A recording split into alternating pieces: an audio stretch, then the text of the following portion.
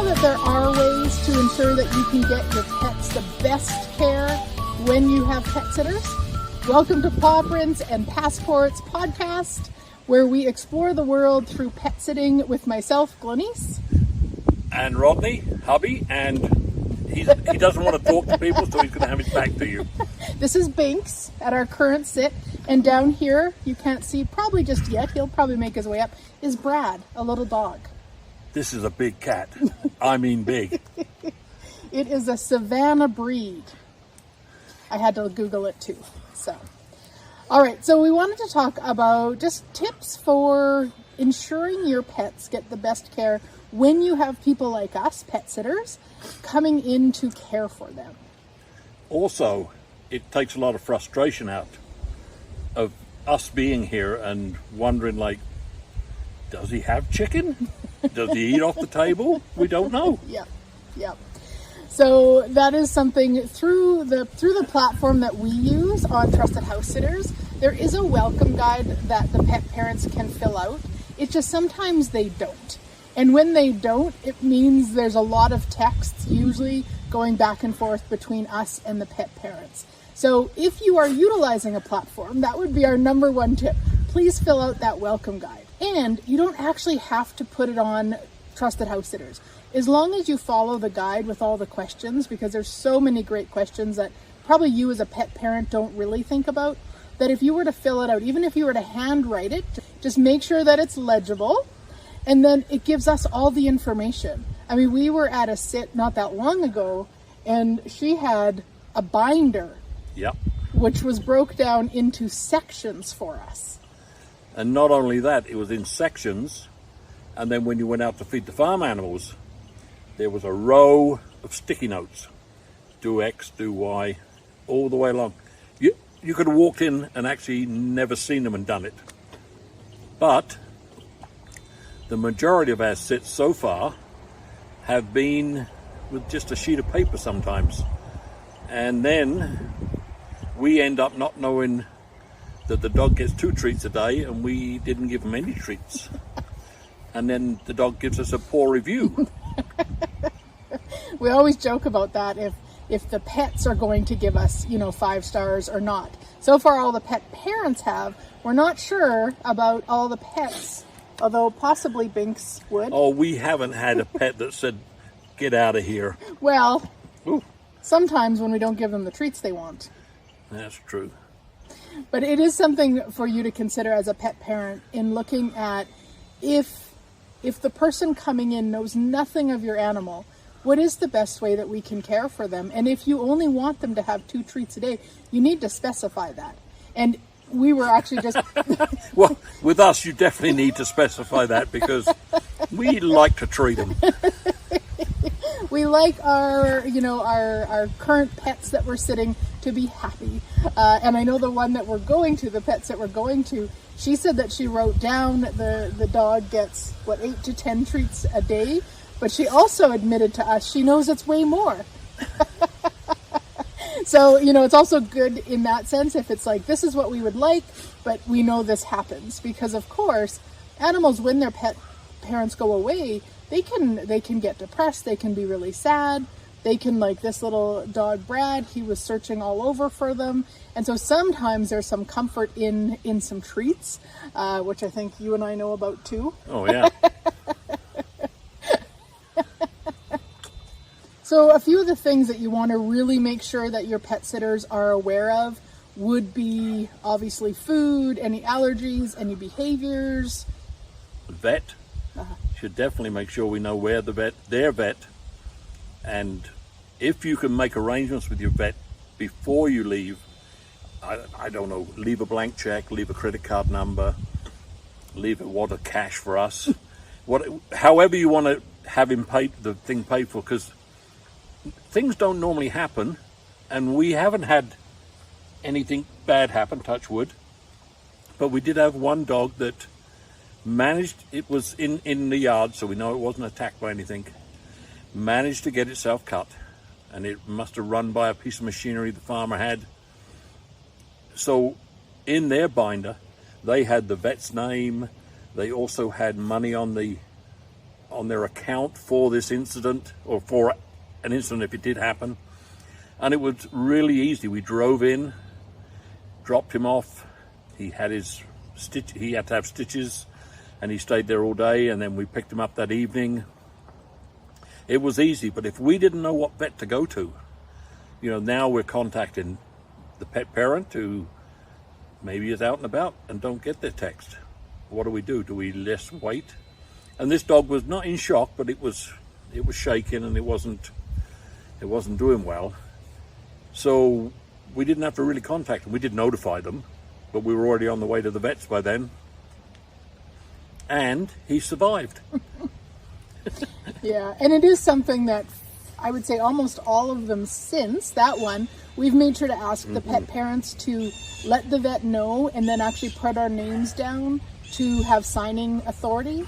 Because if we wouldn't have, it would have been difficult. The pet sit that hubby's talking about is one where the couple was out of the country and only on WhatsApp, so they didn't have cell, so they only had Wi-Fi. And if they hadn't set it up with the vet, they would have had to probably go onto their cell, incur some charges to make the phone call and give us permission to make these choices. But they'd already done that. And so I think for the most part, have asked everyone, remembered to ask every pet parent to give us permission. Now. Yeah. Especially if they're out of country, for sure. Yeah, because you don't expect anything to happen. I mean, every time we go anywhere, they say, oh, they're lovable, they're not going to get into any mischief. And we know some of these cats. I don't know where he's gone to, but we know what these cats are like. Yes, and it just makes it easier to me for the pets too.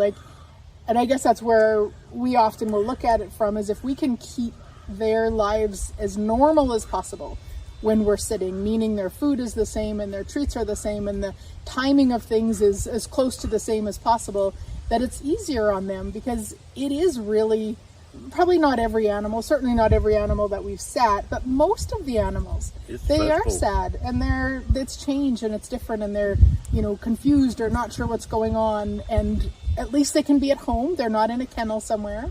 But also, how else could you make it easier? Sometimes leaving your t-shirt out is nice for them to be able to go and sleep on, or keeping their favorite treats handy, especially if they don't eat when you leave. There's a lot of pets we've dealt with that tend to stop eating because that parent is gone. And so if you have that extra special food that really gets them, that's really handy for us and for your pet. Yeah, there's nothing more worrying than if they're not eating, because we don't know if it's just because mum and dad are gone. Yeah. Or like this one, the cat is a little boy's cat, and he was wandering around to start with, looking for someone. Yeah. So we even had to open up the little boy's bedroom because I think both the cat and the dog thought maybe they were hiding in there. So we had to open up the bedroom door so they could go in and check it out and see that they're not there. And these animals are pretty laid back, but they're still missing them. And so if you think of the more, I'd say, high-strung animals, and if you have one of those, please fill out some sort of a welcome guide. And we always prefer if we can meet up with people ahead of time, come to their place, walk through, meet the animals. In fact, our next sit, we've met them once already. We'll go again one more time, and then we'll be there the day that the pet parent leaves, just to make it, again, extra normal for the dog, so it's not as traumatizing. Yeah, that's for sure. And there's lots of little things. Those are big things, but there's lots of little things like, where is the extra stash of cat food?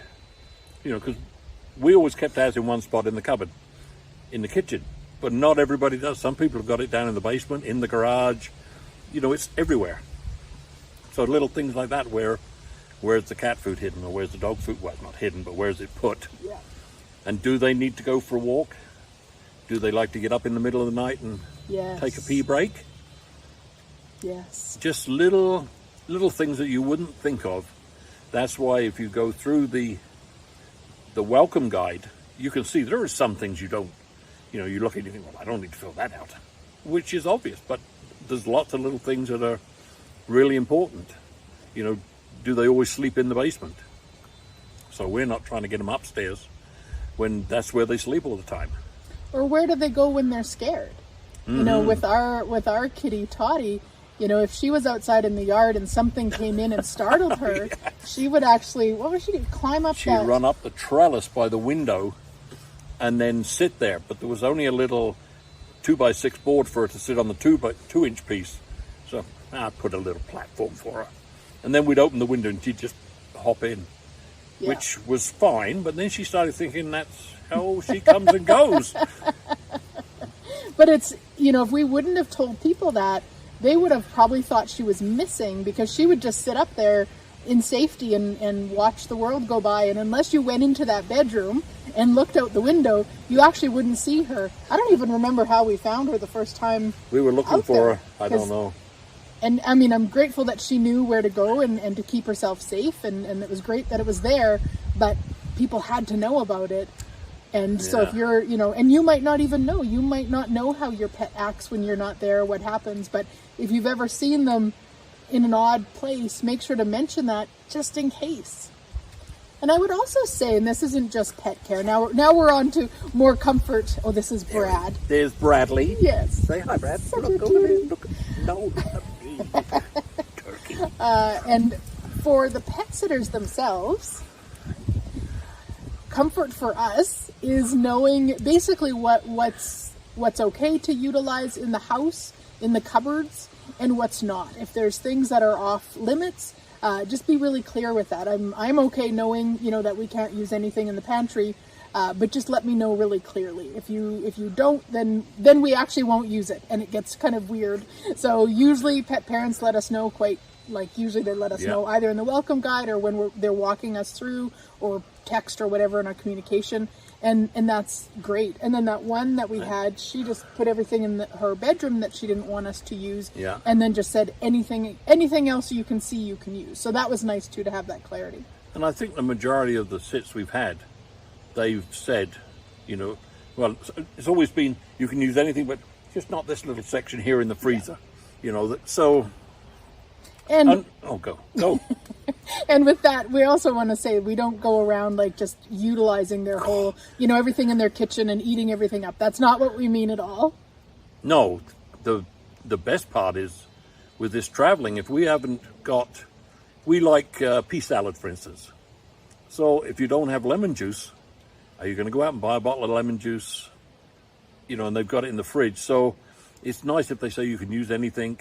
And I guess the other thing would be just to be clear with what you would like done around the house. If there's plants to water, or if there's a certain day garbage goes out. And again, this is if you're not filling out the welcome guide, because the welcome guide will take you through all of that information. It kind of guides you through. But if you're doing it on your own, or you're not using Trusted House Sitters as the platform, just make sure that all of this stuff, if you weren't there for the next week and garbage goes out on Friday, make sure to say that.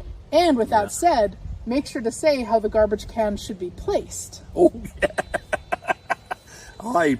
We were at a sit. I put the two cans out, the black and the blue, side by side. And in the morning, the guy come along and he took the blue one, emptied it, put it right back. And then I noticed up the street, some people had green out too. So I brought the blue in and put the green right in the same spot, which apparently the next garbage guy was not on having a good day, because he left a nasty little tag saying too close and left it. And it wasn't necessarily nasty, it was just weird. No, it was just... because he took time to put the note, and it was like a setup note. It's one they use on all the carts, and you can circle whichever the problem is and put it on, but didn't take the garbage. So, you know, you do want to make sure that if you've got a potential problem with garbage pickup and how things need to be spaced, that you let us know too, because man, that could be a very stinky week. One last thing before we sign off, I've just thought of is we always get given the passcode for the doors. But we did have an incident where the battery had gone dead on the door. We couldn't get back in. So it would be nice if you can get a key to one of the doors in the house, so you can come in through the basement or whatever. But this one we were locked out in the yard with 3 dogs. And the cat was inside, but luckily the parents had just landed, so we only had a half hour, and it was nice weather too. It wasn't winter. So that's one of the things I always try to remember is get a key for any door. It doesn't matter what door. Because those are great, and it makes it so much easier to get in and out. However, when the battery goes dead and we don't have a key, I mean, we'd have to either get a locksmith or break in, had they not been landing, or, if maybe they had a neighbors that had a key or something, but just something to keep in mind too, because it's just one of those things. And things happen. Doesn't matter what you have in that binder. Yep. There's bound to be something that's not covered. Yep. All right, well, hopefully you enjoyed these. If you've got any questions or any episode topics that you would like us to cover, please let us know. You can check out our merch on the link below. And yeah, we would love to hear from you. Okay, so it's goodbye from me. Goodbye. Yeah, Brad, we did it.